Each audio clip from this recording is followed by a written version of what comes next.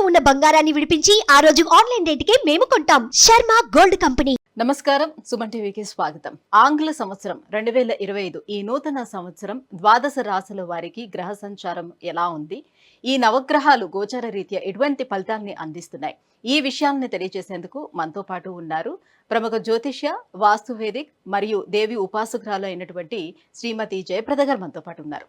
అమ్మని అడిగి మరిన్ని విషయాలు తెలుసుకుందాం. నమస్కారం. నమస్తే అమ్మ. శ్రీమాత్రే నమః.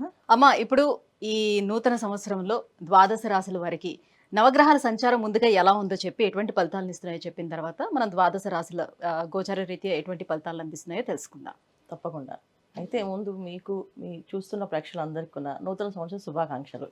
ఎందుకంటే మనం రాశి ఫలితాలు ఇవన్నీ చూసుకునేది ఎప్పుడు కొన్ని ఏంటంటే ఉగాది చూసుకుంటాం. సో ద్వాదశ రాశులు తెలుసుకోవాలనే ఉత్సాహం అనేది మనకి ఈ మధ్యకాలంలో ఎక్కువైంది. కానీ పూర్వం అయితే ఈ ఉగాది నుంచి మన ఫలితాలు తెలుసుకోవడం. ఎందుకంటే ఉగాది ఫలితాలు ఎప్పుడు నా దేవాలయంలో తెలుసుకుంటే అక్కడ చదువుకునే ఒక మంచి వేదం చదువుకునే వాళ్ళు, వేద బ్రాహ్మలు వీళ్ళతో చెప్పించేవాళ్ళు ఉగాది పంచాంగ శ్రవణం. ఎందుకంటే వాళ్ళ వాక్కుతో ఒకవేళ మిశ్రమ ఫలితాలు ఉన్నప్పటికీ కూడా ఏం కాదు, బాగుంటుంది, బ్రహ్మాండంగా ఉంటుంది అని అంటే వాళ్ళు చేసే తపస్సు వల్ల, వాళ్ళు చెప్పే మాట వల్ల అది నిజంగానే బ్రహ్మాండంగా ఉండేది.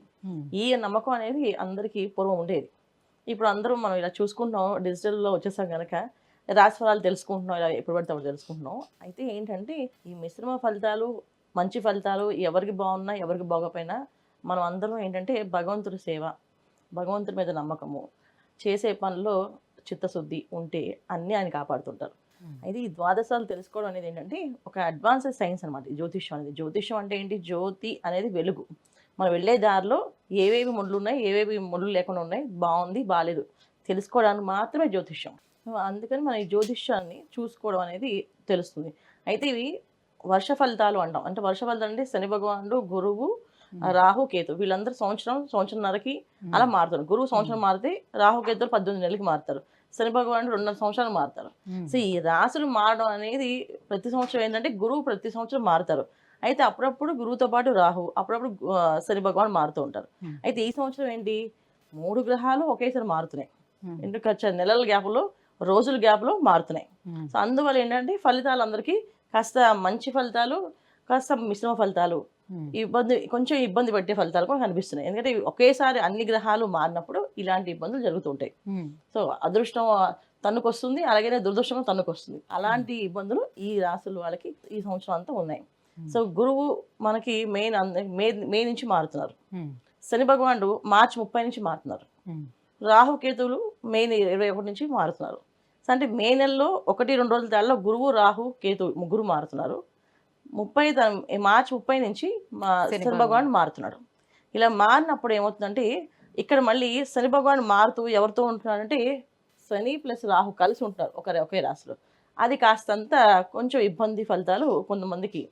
మీనరాశిలోకి శని ప్రవేశిస్తున్నాడు. శని భగవానుడికి రాహు ఎక్కడైతే మీనరాశి ఉన్నాడో శని భగవాన్ వెళ్ళి దాంట్లో ప్రవేశిస్తున్నారు. మేము అంటే మార్చి 30 నుంచి అంటే ఒక నెల రోజుల పాటు శని రాహులు కలిసి ఉంటున్నారు.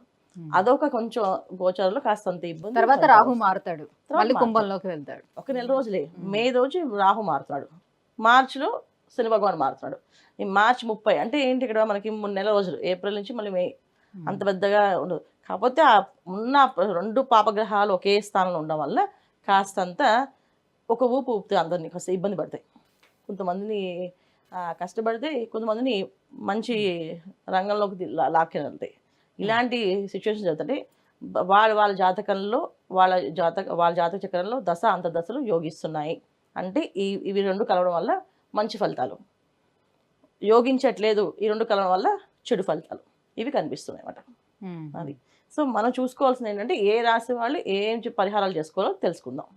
అమ్మ, సింహరాశి వారికి ఈ 2025 ఆంగ్ల సంవత్సరం ఈ నవగ్రహాల సంచారం ఎలా ఉంది, ఎలాంటి ఫలితాలను అందిస్తున్నారు? తప్పకుండా సింహరాశి వాళ్ళకి ఈ సంవత్సరం బాగుందని చెప్పాలి. ఎందుకంటే వచ్చే సంవత్సరంలో ఈ సంవత్సరంలో ఉగాది వస్తుందో, పేరుతో వస్తుందో అది రవి భగవానుడి మా సంవత్సరం. అది అంటే రవి యొక్క సంచారంలో నడిచే గ్రహస్థితులు అనమాట ఈ సంవత్సరం అంతా. సో అందుకని సింహరాశి వాళ్ళకి బాగుందని అనుకోవాలి. కాకపోతే మిశ్రమ ఫలితాలు కనిపిస్తున్నాయి. మిశ్రమ ఫలితాలు అంటే ఏంటంటే ఆ మిశ్రమ ఫలితాల్లో కూడా వీళ్ళు స్వయంగా వాళ్ళు ఏదైనా చేసుకుంటే అది మంచి ఫలితాలుగా మారుతాయి. అంటే వాళ్ళు చేసే ప్రతి పూజ, హోమం, ఏదైనా శుభకార్యము, ఏదైనా దానం, ఏదైనా ధర్మం ఇవన్నీ చేస్తూ ఉంటే అది వీళ్ళు శుభ ఫలితాలుగా వస్తాయి. ఎందుకంటే సింహరాశి వాళ్ళకి మే నుంచి గురుబలం అనేది వస్తుంది. అంటే లాభస్థానంలో గురువు. లాభస్థానంలో గురువు ఉంటే ఏంటంటే ఆయనకి ఇష్టమైనవి ఏమేమి ఉన్నాయి, ఎవరికైనా అన్నం పెట్టినా ఇష్టపడతాడు, ఎవరికైనా దానం చేసినా ఇష్టపడతారు, మనం ఏదైనా అబద్ధం చెప్పకుండా నిజం చెప్పి మాట్లాడితే కూడా ఇష్టపడతారు, ధర్మ మార్గాన్ని ఎక్కువగా ఇష్టపడతారు. సో ధర్మంగా బతికితే చాలా ఇష్టపడతాడు. అలాగే ఏదైనా పూజ కార్యక్రమాలు, హోమాలు, కృతువులు ఏవైనా చేస్తే కూడా చాలా ఇష్టపడతారు. సో అంటే ఎప్పుడైతే లాభస్థానంలో గురువు యోగిస్తూ మనకి మంచి ఫలితాలు ఇస్తారో అన్ని శుభ ఫలితాలు మారుతాయి. సో ఆయనకి కావాల్సింది ఉన్నట్టుగా మనం ఉండాలి. అంటే ఏంటంటే పూజ చేసే ఇంట్లో పూజ చేస్తే ఇబ్బంది లేదు. కానీ అసలు పూజ చేయని ఇంట్లో మాత్రం లాభస్థానంలో గురువు వాళ్ళకి యోగించాలంటే వాళ్ళ ఇంట్లో పూజ ప్రారంభం చేయాలి. అంటే ఏంటంటే పొద్దున్నే లేచి స్నానం చేసి చక్కగా అమ్మవారికి ఈ వారికి దీపాలు పెట్టి ఏదో ఒక మంత్రము, స్తోత్రము నచ్చింది ఏదో వస్తే అది అష్టోత్తరము ఏదో చదువుకుంటూ ప్రతినిత్యము దీపారాధన చేయడము, దేవుడి దగ్గర పుష్పాలు పెట్టడము, పెద్దవాళ్ళని గౌరవించడము, గురువుల్ని గౌరవించడం చేస్తూ ఉంటే లాభస్థానంలో గురువు యోగిస్తాడు. లేదు ఇవేమి చేయకుండా మేము ఇండిపెండెంట్గా ఉంటాం, మేము దీపాలు పూజలు చేయము అంటే కాస్త ఇబ్బంది ఫలితాలు. ఎందుకంటే ఇక్కడ సప్తమ స్థానంలో శని భగవానుడు అష్టమ స్థానంలోకి వెళ్తున్నాడు.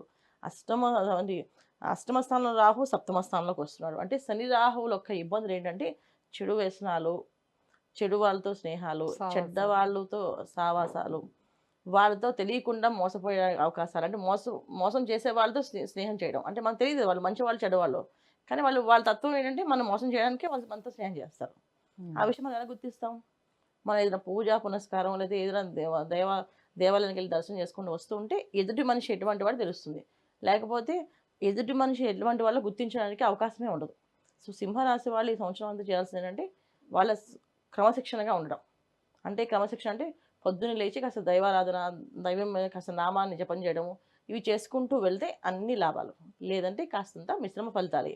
మిశ్రమ ఫలితాలు అంటే ఉద్యోగ విషయంలో ఇబ్బందులు, వ్యాపార విషయంలో ఆటంకాలు, అదే వివాహ ప్రయత్నాలు చేస్తుంటే వివాహాలు అవ్వకపోవడము, ఆలస్యం అవ్వడము, సంతాన భాగ్యం అనేది కాస్త ఆలస్యం అవ్వడం, బ్రహ్మాండంగా యోగిస్తుంది బాగుంటుంది అనుకోవడానికి కూడా ఇక్కడ ఏంటంటే లాభస్థానంలో గురువు ఎప్పుడు కూడా మంచి ఫలితాలు ఇవ్వాలంటే మనం మంచిగా ఉంటే ఇస్తారు.